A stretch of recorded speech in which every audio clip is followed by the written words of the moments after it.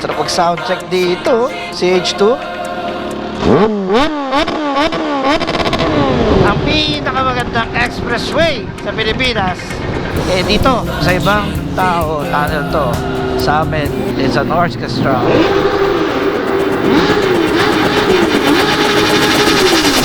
Alright mga Kasiwa Nation, today is a holiday. Magra-ride tayo ngayon kasama Team Graffiti. Gagamitin natin si Bayani ni JTV, ang kanyang CH2.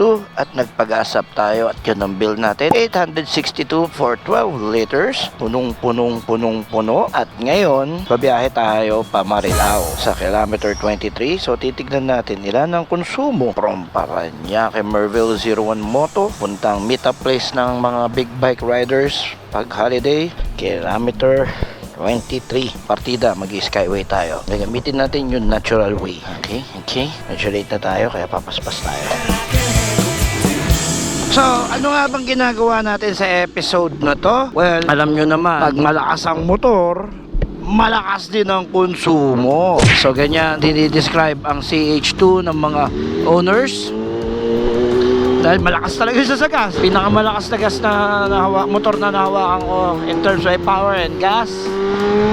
Power, wala akong may complain. Yung sipa supercharger niya, yung exciting.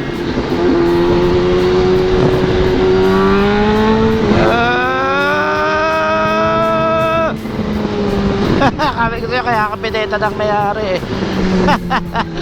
Hindi ka bayani, halimaw ka. So last time na ginala natin ang long ride ang ating CH2 is dinala natin to sa Manaoag. Yes, nagsimba tayo, pinabless natin siya. At sa experience ko na yon, 4 na beses ako nagpapultang. Hayop, diba?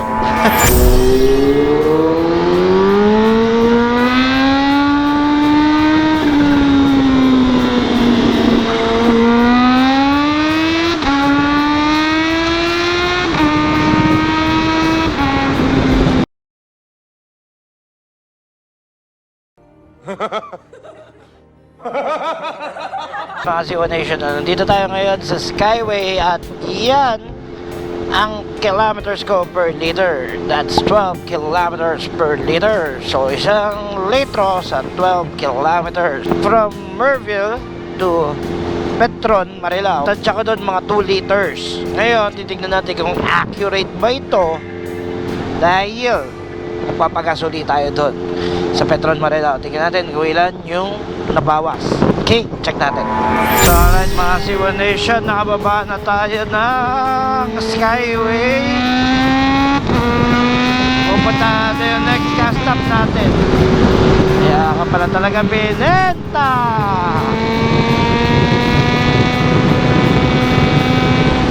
Motherfuck! Putay na. Sarap! So, papunta tayo ngayon dito sa Marilao. Ayan, magkakaalaman na. Punta muna tayo sa gas stop bago natin sila i-beat.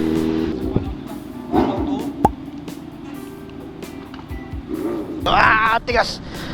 Tigas! Bakit matigas? Kasi may steering damper tayo. Sa lambutan natin, recommend natin dahil di pa naman tayo nag-high speed. So mamaya pag high speed na tayo, tsaka ko siya sisikipan. So yan ang maganda sa steering damper. So maraming CH2 users ang talagang kailangan ng steering damper. At swerte dito, meron na kami. Ayan o, nakakabit sa CH2 ko. Ay! Pinakita ko sa inyo yung function nito before. Alam nyo purpose nito. Kung naka CH2 kayo, alam nyo kailangan nyo nito. So ngayon, marami nagtatanong, kaya ba nitong i-handle ang tunay na wild pressure ng ZH2? Well, kung hindi ho kayo impress sa damper na ito, may available ho sa aming steering kit lang. Yung kit na lang ho mismo ang ikabit niyo. Bumili ho kayo ng brand na gusto niyo para masatisfy ho kayo. Pero sa akin, this works sa steering damper para sa mga high speed run. Uy, ano nangyari? Ganito talaga mga nangyayari sa mga simpleng rides namin eh. Ayan, detalye. So, vlogger problems. Hindi nyo malalaman yan pag hindi kayo motovlogger. Bas! So ito yung CH2 natin ngayon. So naka R9. Ayun, Villain R9 tayo ngayon. Tara, sound check tayo para masaya.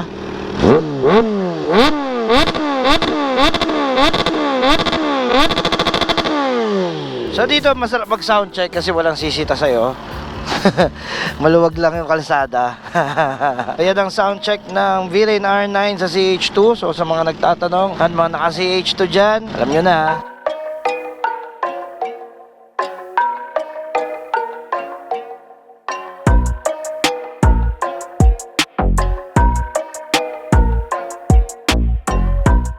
So tara.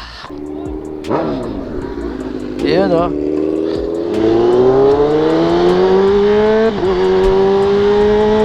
Sino nga bang hindi na bumabanking dito sa Cloverfield ng Clark? Siguro marami kayo dyan. Huwag kayong magtago. Guilty kayo. Yung iba dito alam ko overshoot pa. Alam ko bumabanking kayo dyan. Style nyo bulok. Let's go. Ang pinakamagandang expressway sa Pilipinas dito sa SCTEX. Siwanation. Bakit ka mo? Tignan nyo naman yung view dito. So on the side of the mountain, nabuo yung kalsada. Ito yung nakasanayan yung SCTEX, yung Super Clark Tarlac Expressway. Ayan o. Dati NLEX lang eh. So itong SCTEX ay nagduduktong sa TPLEX at NLEX. Ganda dito.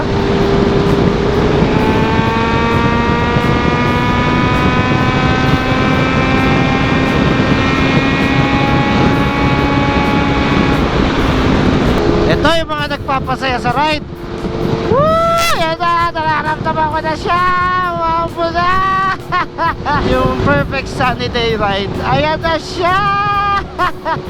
Kitang-kita sa ulap, nakakainit. Ganda ng weather. Sarap sa pakiramdam.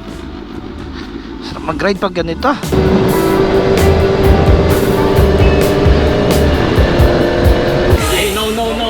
I don't like to see you like that.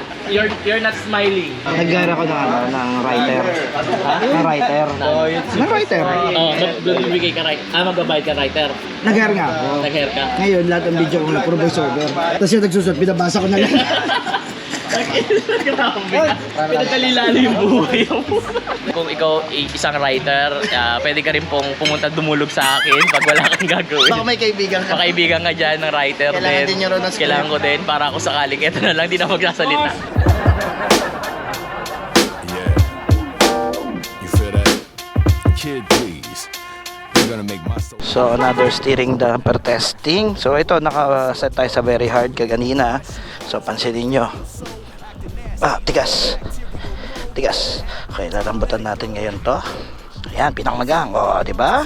Bakit ko sinet sa pinakamagang ngayon? Dahil tayo ay city driving. So maraming liko-liko dito. Mamaya pag high speed na, babalik ko na lang uli siya. Yan ang paggamit ng steering damper. So kung mapapansin nyo yung bracket na ginawa namin dito, ito yung bracket ng side mirror ko dati. So i-improve pa namin to eventually. Ilalagay namin yan dito or dito dapat yan para talagang mas maganda yung kapit. Pero for the meantime, tinetest ko muna yung damper at stance kung mababali nga ba siya, luluwag dito.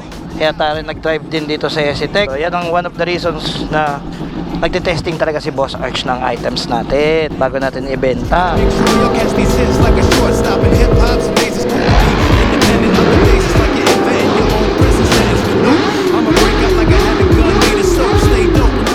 So, total of 900 na yung pinakarga natin. Tapos ito na naman pauwi for security measures. Bago matapos yung episode na to, kukumputin natin lahat ng gas consumption natin gamit tong bayani ni Boss Arch para malaman ninyo, ayun pucha 700. Ubus talaga isang full tank. Isang full tank talaga papuntang Subic. Usually ganun talaga sa mga liter bikes. So ito CH2, sinasabi nila na mas malakas sa gasolina at totoo naman. Kaya dalawang full tank mahigiting damper natin. Lalagyan na natin ng pinang matigas dahil mag-highway na tayo. So nasa number 14 tayo ngayon. Boom! Tigas. So tumigas ka. Okay. Thank you. So just in case of emergency and violent tank slap, steering damper ang solusyon talaga. Pag nagkakamali kayo ng piga ng throttle, para hindi kayo magpanic, ito, steering damper. So ngayon, testing natin. Pinakita ko sa inyo yung steering damper na available natin sa CH2. And syempre available din yan sa iba-ibang motor. So highly recommended yan. Ako na mismo nagsabi sa inyo bakit. Ako mismo nagmamaneho ng mga motor ko. Ako mismo nagkakamali minsan ng twist ng throttle. At ako mismo nakakaramdam ng tank slap. Kaya highly recommended sa ito sa mga naka-big bike. Say it. Keep dancing.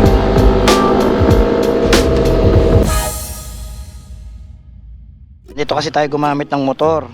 Pag nilabas natin ang puno, dapat ibabalik natin. 'Di ba? Yan ang magandang paggamit ng motor eh. Pag marunong kayong gumamit ng motor, dapat marunong kayong magsoli kahit sa inyo yan. Dapat kompleto yan. So lumabas tayo ng inubos natin yung gas, babalik tayo ng puno yung gas. 'Di ba? Para malaman nyo rin magastos ang motor. So naka 800 kami nung papunta, hindi ko alam magkano ngayon. Bibilangin natin yung consumption ko at kilometers from Subic to 01 Moto balikan. Magkano kaya lalabas? Ubus ah. Oo nga eh, ubus na ubus ah. Mas malakas yung konsumo ko nung pabalik ah. Hindi kasi nung pabalik niratrat ko na eh. Kaya umunsumo. Subic. Nung papunta, menor-menor lang ako eh. Nung pauwi, ayan na. Ubus. Buti umabot to. Tara. Yan eh. Thank you. 800 lang yung kanina eh. Ngayon 900 plus. So yan ang resulta pag nagkakarera ka. Mas malakas ang konsumo. So 916 tayo ngayon. Kaya ganyan 800 lang eh. Ayan no, mas malaki. Niratrat ko kasi yung pauwi. So kung compute natin yan lahat-lahat.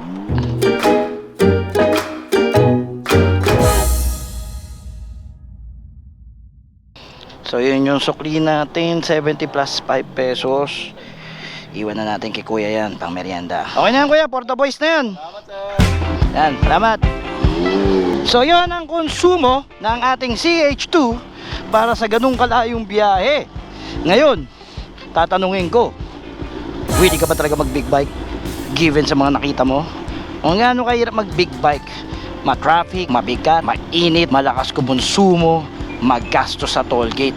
So yun yung episode na to, pinakita ko sa inyo kung gaano kasaya, gaano kasalimuot at the same time, at gaano kahirap magkaroon ng big bike. So sa mga nangangarap dyan, you have to think carefully if kung kaya nyo ba talaga.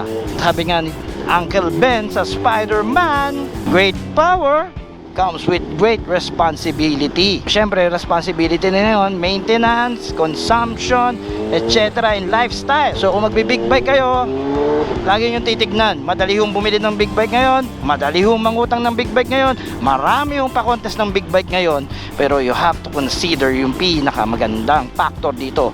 Magiging masaya ba yung relationship ninyo? O yung sarili mo lang ang gusto mong sumaya? Diba? So mga big bike natin is also our jowa. Lagi tatanda sa 01. Yeah, kayo ang number 1.